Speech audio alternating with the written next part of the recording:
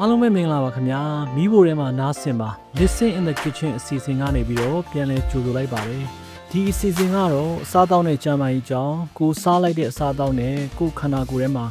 ဖြစ်ပျက်နေတဲ့အရာတွေကိုဆက်ဆက်ပြီးတော့ဆွေးနွေးတဲ့ podcast အစီအစဉ်တစ်ခုဖြစ်ပါတယ်ဒီနေ့မှာတော့အရန်ကိုအလေးနဲ့ထားရမယ်တော်တော်လေးကိုလူပြောများနေတဲ့အယူအဆအမျိုးမျိုးလဲကွဲပြားနေတဲ့ခေါင်းစဉ်တစ်ခုအကြောင်းကိုပြောမှာဖြစ်ပါတယ်ကျွန်တော်ရဲ့မိတ်ဆွေကျွန်တော်နဲ့ရွယ်သူကျွန်တော်ထက်ငယ်တဲ့သူတော်တော်များများဟာကိုဗစ်ကာလနဲ့ကိုဗစ်အလွန်ကာလတွေမှာအသည်းကင်ဆာအသည်းယောဂါတွေနဲ့ကွယ်လွန်ခဲ့ကြပါတယ်။အဲ့ဒီအထဲမှာအရက်တောက်သူတွေရောအရက်မတောက်သူတွေရောပါနေပါတယ်။အရက်တောက်သူတွေမှာတော့အသည်းယောဂါရရှိဖို့နှီးစပ်တဲ့အတွက်ဒီအကြောင်းကိုမပြောလို့တော့ပါဘူး။အရက်မတောက်တဲ့သူတွေဘာဖြစ်လို့အသည်းကင်ဆာဖြစ်တာများနေတာလဲပေါ့နော်။ဒါတွေကတကယ်ပဲငြိုသီးမှုန့်နေမြေပဲတွေမြေပဲစီပြီးတော့လမ်းမေးကအသားခင်တွေကြောင့်လားကျွန်တော်တို့ဒါမျိုးတွေကိုပြောနေတာပတ်ဝန်းကျင်မှာအများကြီးကြားဖို့ကြမှာပါ။ညိုသီးမို့နေတိတ်မစားနဲ့အသည်းကင်ဆာဖြစ်တတ်တယ်အချင်းတဲပြီးမစားနဲ့ပိတ်ပြီးတော့မစားနဲ့လှောင်ပြီးတော့မစားနဲ့မြေပဲစီတွေမှာအစိတ်တွေပါနေတယ်လမ်းမေးကအသားခင်တွေကကျွန်တော်တို့ကိုတဖြည်းဖြည်းတတ်နေတယ်အဲ့လိုစကားတွေကိုပတ်ဝန်းကျင်မှာကြားဘူးကြပါလိမ့်မယ်ဒီလိုယူဆတွေကိုသိပ္ပံနည်းကျအထောက်ထား scientific evidence တွေနဲ့ရှင်းလင်းဆွေးနွေးသွားမှာဖြစ်ပါတယ်ကျွန်တော်ဘာတွေပြောမလဲဆိုတော့အသည်းကင်ဆာဖြစ်စေတဲ့အဓိကအကြောင်းရင်းတွေအထူးသဖြင့်အရက်မတောက်တဲ့သူတွေမှာဘာကြောင့်ဖြစ်တယ်လဲပေါ့နော်aflatoxin ဆိုတာဘာလဲဒါတွေကမြေပဲတွေငရုတ်သီးမှုန့်နဲ့မြေပဲစီတွေကိုဘယ်လိုရောက်လာတာလဲလမ်းမေးကအသားကင်တွေနဲ့ကင်ဆာဖြစ်နိုင်ရဲ့အကြောင်းဘာတွေသိထားသလဲနောက်ဆုံးအနေနဲ့ကိုနဲ့ကိုမိသားစုကိုကာကွယ်ဖို့အတွက်လက်တွေ့ကျတဲ့ဘယ်လိုအဆင့်တွေကိုကျွန်တော်တို့လှုပ်ဆောင်နိုင်မလဲအသည်းကင်ဆာအထူးသဖြင့် hepatocellular carcinoma HCC လို့ခေါ်တဲ့အမျိုးအစားကကျွန်တော်တို့အာရှဒေသမှာအဖြစ်အများဆုံးကင်ဆာတွေထဲကတစ်ခုဖြစ်ပါတယ်အရှေ့တောင်အာရှကုန်းတွင်းပိုင်းနိုင်ငံတွေဖြစ်တဲ့မြန်မာ၊ထိုင်း၊လာအို၊ဗီယက်နမ်တို့မှာအသည်းကင်ဆာဖြစ်ပွားမှုနှုန်းကကမ္ဘာနေရာအများစုထက်ပိုများနေတာကိုလေ့လာချက်တွေအရတွေ့ရပါတယ်။မြန်မာနိုင်ငံမှာဆိုရင်ရန်ကုန်အခြေစိုက်ဆေးရုံတွေရဲ့သုတေသနတွေအရအသည်းကင်ဆာလူနာအများစုဟာအရွယ်လက်ပိုင်းဒါမှမဟုတ်တက်ကြီးပိုင်းတွေဖြစ်တယ်။အရက်ကိုအလွန်ကျွံမတောက်သုံးတဲ့သူတွေအများအပြားပါဝင်တယ်။ပြီးတော့နာတာရှည်အသည်းယောဂါ chronic liver disease တွေ hepatitis B hepatitis C ဒါမှမဟုတ်အသည်း6ခြင်း cirrhosis လူနာတွေဖြစ်နေတတ်ကြပါတယ်။ရန်ကုန်ကအသည်းယောဂါဌာနတစ်ခုရဲ့လေ့လာချက်တစ်ခုမှာတော့နာတာရှည်အသည်းယောဂါလူနာ62ဦးကိုလေ့လာခဲ့တယ်လို့ဆိုပါတယ်။အဲ့ဒီထဲမှာအသည်းကင်ဆာလူနာ35ဦးနဲ့အသည်း6လူနာ56ဦးပါဝင်ပါတယ်။ဘာတွေတွေ့တယ်လဲဆိုတော့ hepatitis B နဲ့ C ပိုးဝင်တာက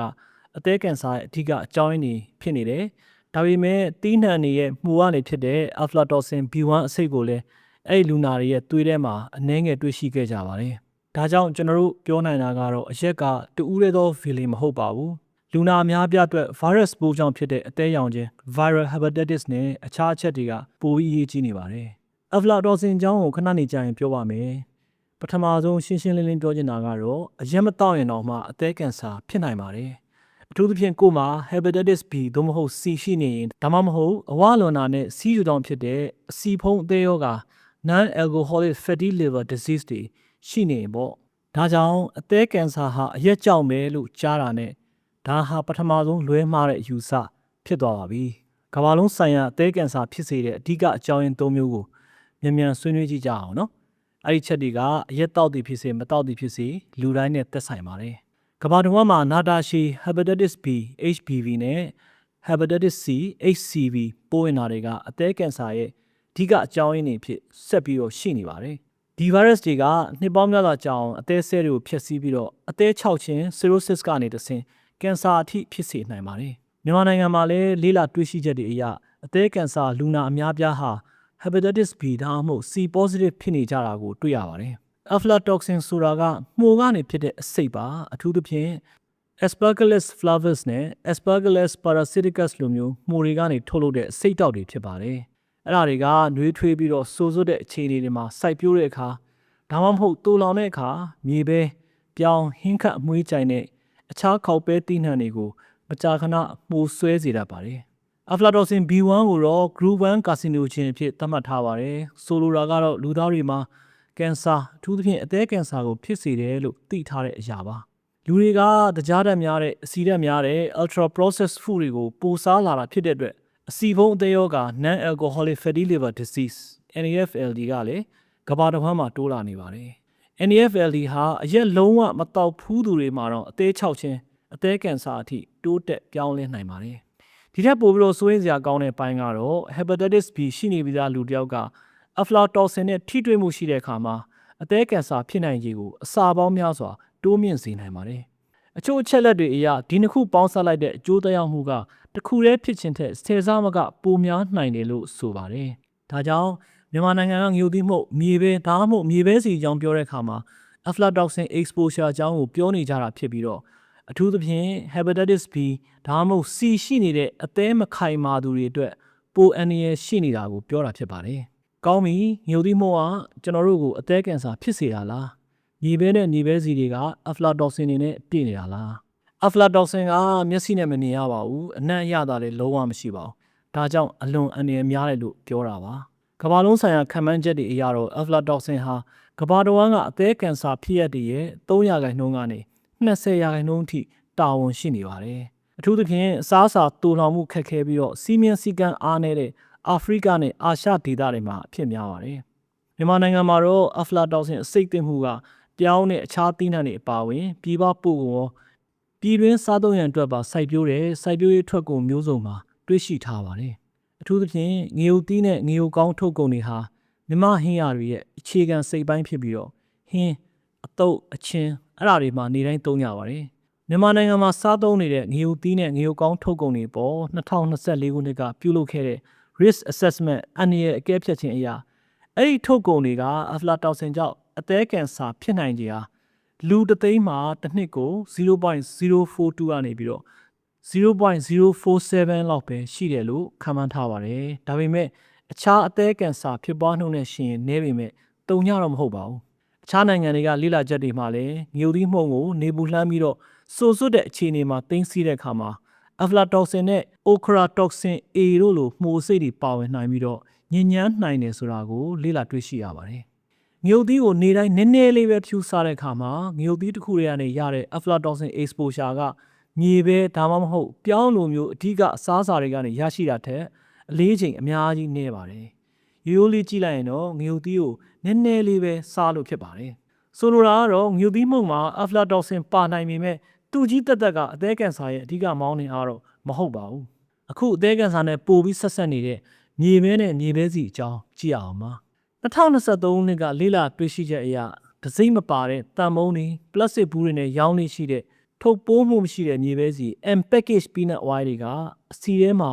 aflatoxin ရှိနေနိုင်ပြီးတော့အသေးကင်ဆာဖြစ်နိုင်ခြေကိုများစွာမြင့်တက်စေတယ်လို့ဆိုပါတယ်ဒါကမြန်မာနိုင်ငံနဲ့အလွန်သက်ဆိုင်ပါတယ်ဘာဖြစ်လို့လဲဆိုတော့လူတွေကဒစိမ့်မပါတဲ့စီတွေစုံစီတွေဝယ်ယူစားသုံးနေရှိကြပါတယ်တိုးလောင်မှုအခြေအနေကလည်းပူပြင်းပြီးတော့ဆိုစွတ်တဲ့နေရာကများပါတယ်တရားဝင်ခွင့်ပြုထားတဲ့ပုံမှန်စစ်ဆေးမှု testing တွေနဲ့ဒစိမ့်ကတ်တဲ့ဥပဒေ labeling law ကလည်းကျင့်သုံးတဲ့သူရှားပါတယ်ဒါကြောင့်လူတွေကမြေပဲစီကနေအသေးကင်ဆာဖြစ်စေတယ်လို့ပြောတဲ့အခါမှာသူတို့တကယ်တမ်းစိုးရင်ရတော့အစီထုတ်လို့ဖို့သုံးတဲ့မြေပဲတွေက aflatoxin နဲ့ညဉ့်ညမ်းနေနိုင်ပြီးတော့အဲ့ဒီအဆိပ်တောက်တွေကနေစီထဲမှာပါလာနိုင်တယ်ဆိုတာကိုပြောတာဖြစ်ပါတယ်ထပ်ပြောရရင်တော့မြေပဲဒါမှမဟုတ်မြေပဲစီကမကောင်းတဲ့အစားအစာမဟုတ်ပါဘူးစနစ်တကျထုတ်လို့ရင်ကျန်းမာရေးအတွက်ကောင်းတာတွေအများကြီးရှိပါတယ်ပြဿနာကတော့စနစ်တကျမချောက်သွေးတာစနစ်တကျမတိုးလောင်တာစစ်ဆေးမှုမရှိဘဲနဲ့ဖြန့်ချီတာတို့အကြောင်းဖြစ်ပါတယ်နောက်တစ်ချက်ကိုကြည့်ရအောင်အခုဆိုရင်တော့ရန်ကုန်ညဈေးတန်းတွေကနေပြီးတော့မြို့ငယ်လေးတွေတောနယ်လေးတွေအထိနေရာတိုင်းမှာတွေ့နေရတဲ့မိခိုးတွေဦးထွက်နေအောင်กินတဲ့လမ်းမေးကအသားကင်ဆိုင်တွေကိုကြည့်အောင်ပါလူတွေမြဲပြောတာကတော့ကျွန်တော်အရင်မတော့ဘူးဒါပေမဲ့လမ်းမေးကအကင်အသားကင်တွေကြိုက်တယ်နေတိုင်းစားတယ်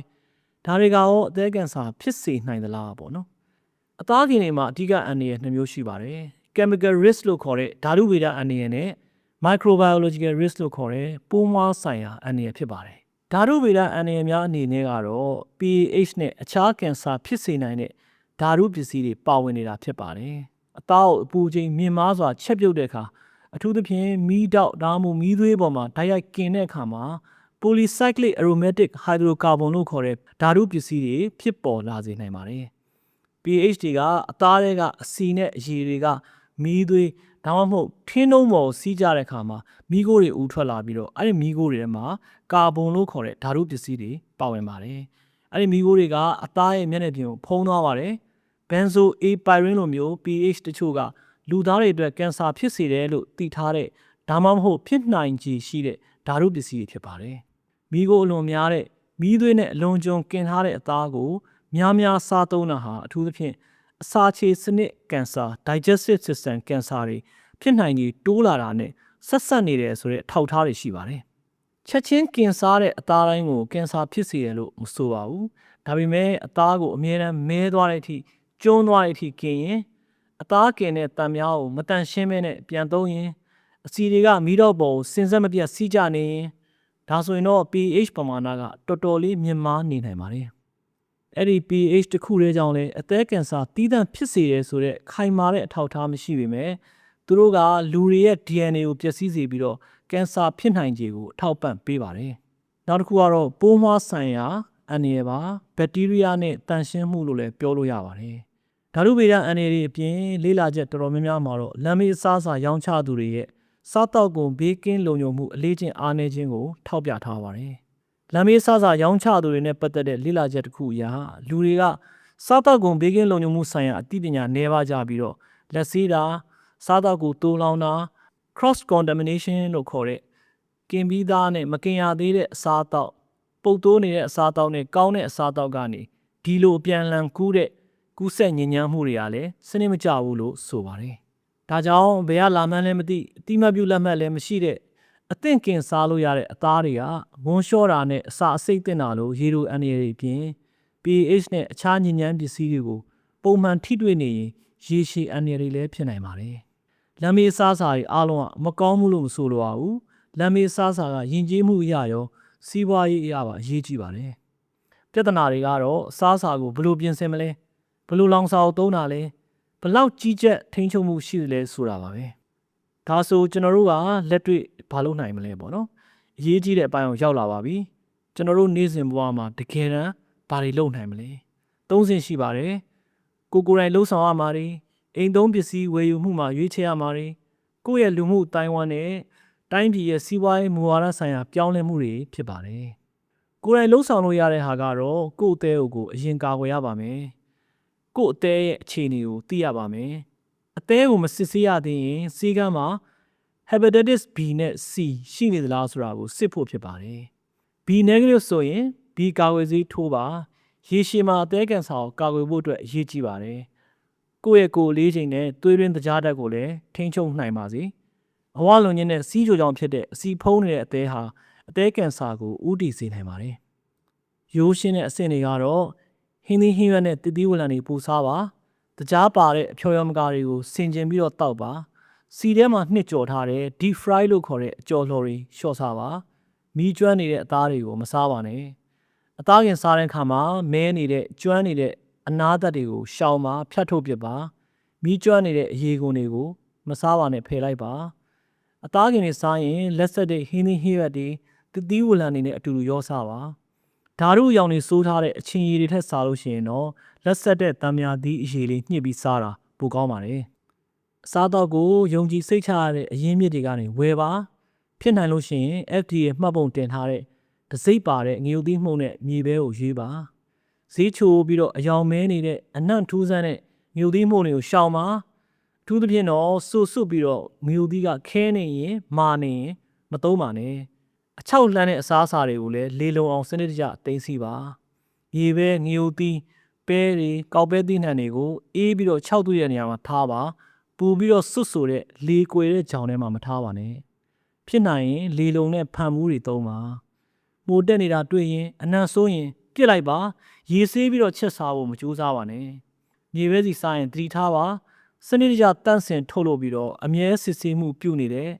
label သေးချာကတ်ထားတဲ့ဂုံသိက္ခာရှိတဲ့အမှတ်တစိမ့်တွေကိုရွေးချယ်ပါတစိမ့်မပါတဲ့ပြန်သုံးထားတဲ့ပလင်းဒါမှမဟုတ်ဘူးတွေနဲ့ရောင်းတဲ့ဈေးသက်သာတဲ့နေပဲစီတွေကိုသတိထားပါဈေးသက်သာနေဘာကြောင့်လဲဆိုတော့မေးခွန်းထုတ်ပါကိုစားတဲ့ဟင်းချက်စီတွေကိုမကြာခဏပြောင်းပြီးတော့သုံးပါစီယိုကိုချက်နေတဲ့ဟင်းရအောင်မှာမူတည်ပြီးတော့အမျိုးအစားခွဲပြီးတော့သုံးဆွဲဖို့လေ့လာကြည့်ပါကျွန်တော်မြန်မာပြည်မှာတော့မြေပဲစီအပြင်နေကြာစီအုံပြိုစီစောင်းစီဆိုလို့ရှိရင်လည်း grade မြင့်တဲ့စောင်းစီဒါတွေရွေးချယ်ပါကာနိုလာစီတို့ တခြားသောဖွဲနုစီတို့လည်းဈေးကွက်ထဲမှာတွေ့နိုင်ပါတယ်။လမ်းမေးစားစာရည်နဲ့အကင်တွေစားတဲ့အခါမှာကင်နဲ့တံများကိုလေ့လာပါ။ရောင်းနေတဲ့သူတွေကမိခိုးတွေတူအူနဲ့အပူချိန်ရမ်းပြင်းတဲ့မီးတော့တွေပေါ်မှာကင်နေတာလား။အကင်များတွေကအနက်ရောင်အဖက်တွေနဲ့ထူနေတာလား။အသားတွေကမဲပြီးကျွမ်းနေတာလား။ဒါဆိုရင်တော့ pH အနေနဲ့များပါတယ်။အဲ့ဒီသားတွေကဘယ်ကလာတာလဲ။အသားတွေကိုနေထားပြီးတော့အပြင်မှာဘလောက်ကြာကြီးထားသလဲ။အသားအစိမ့်နဲ့အကျက်ကိုတည်တံ့ခွဲထားသလား။ပြီးတော့စီကံတကြတတ်နှံ့ရှင်းရောင်းတဲ့သူတွေကိုပို့ပြီးတော့ဦးစားပေးဝယ်ယူပါ။လက်အိတ်ဝတ်ထားရမယ်။အစားအသောက်တွေကိုညှက်နဲ့ကန်ရမယ်။မချက်ပြုတ်မီမှာအသားကိုရေခဲသစ်တာဒါမှမဟုတ်ကူလာထဲမှာဒါမှမဟုတ်ရေခဲပုံးထဲမှာထားရမယ်။မိကိုဦးနေတဲ့မိတော့တွေနဲ့မဟုတ်ဘဲနဲ့အပူချိန်ကိုလိုလိုထိန်းနိုင်တဲ့အကင်ဘိုလိုမျိုးနဲ့ကင်ထားတဲ့အသားတွေကပို့ပြီးတော့အနေနဲ့ကင်းနိုင်ပါတယ်။တစ်ခါလေအကင်စားတာနဲ့မီးကျွမ်းနေတဲ့အကင်တွေကိုနေတိုင်းစားတာမတူပါဘူး။ကျွန်တော်မြန်မာပြည်မှာလည်းဘီယာဆိုင်တွေမှာအကင်ကအများနဲ့ရနေတာဖြစ်တဲ့အတွက်ဘီယာလေးတောက်ရင်းနဲ့အကင်နဲ့မီးတတ်ကြတာသဘာဝပါ။ဒါကြောင့်မလို့ကိုသတိမထားမိပဲနဲ့တလရက်30မှာအကင်ကိုရက်20လောက်စားမိနေတာမျိုးလည်းဖြစ်တတ်ပါတယ်။အနှစ်ချုပ်ပြောရရင်တော့မြန်မာနိုင်ငံမှာအသည်းကင်ဆာဖြစ်ရတာဟာ virus တွေနဲ့မှုရလာတဲ့အစိတ်တောက်တွေအစားတောက်နဲ့ချက်ပြုတ်နီးစတဲ့အချက်ပေါင်းမျိုးစုံကိုပေါင်းဆက်ပြီးတော့မှအပြန်အလှန်တက်ရောက်မှုတွေရဲ့ရလဒ်တစ်ခုဖြစ်ပါတယ်။ကျွန်တော်တို့ဒီကိစ္စတွေကိုစိတ်ဝင်စားတယ်လို့ထင်ရင်ကျွန်တော်ခုပြောတာတွေအသုံးဝင်တယ်လို့ထင်ရင်လည်းပဲသင်ပတ်ဝန်းကျင်သင်မိသားစုတငယ်ချင်းတွေအထူးသဖြင့်တော့အရက်မတောက်ရင်အသေးအတွက်စိုးရိမ်စရာမလိုဘူးလို့ထင်တဲ့သူတိုင်းကိုမျှဝေပေးပါ။နောက်လာမယ့်အပိုင်းဒီမှာတော့ပို့ပြီးတော့ဘေးကင်းတဲ့ CA ကိုဘယ်လိုရွေးချယ်မလဲ။ဓာတ်ခွဲခန်းတွေကနေပြီးတော့ aflatoxin ပမာဏကိုတကယ်တမ်းဘယ်လိုစစ်ဆေးမလဲဘယ်လိုသတ်မှတ်ထားသလဲ။ food label တွေပေါ်ကဘေးကင်းတယ်ဆိုတာကိုဘယ်လိုကြည့်မလဲ။ဒါတွေဟာဘာကိုဆိုလိုတာလဲဆိုတာကိုနားလည်နိုင်အောင်လို့ပို့ပြီးတော့နည်းနည်းလေ့လာတင်ပြသွားဖို့ရှိပါတယ်။ကိုယ့်ရဲ့အသေးကို view site ပါကိုယ့်ရဲ့အသေးကကိုယ်ခန္ဓာကိုယ်အတွက်တစ်နေ့ကို24နာရီလုံးတိတ်ဆိတ်ကလေးနဲ့အလုံးလုံးပေးနေတာဖြစ်ပါတယ်။ Listen in the kitchen မိဖို့ထဲမှာနားဆင်မှာအစီအစဉ်ကိုနားဆင်ပေးတဲ့အတွက်ကျေးဇူးတင်ပါတယ်အားလုံးကျမ်းမာကြပါစေကျွန်တော်ဝနကျော်ပါ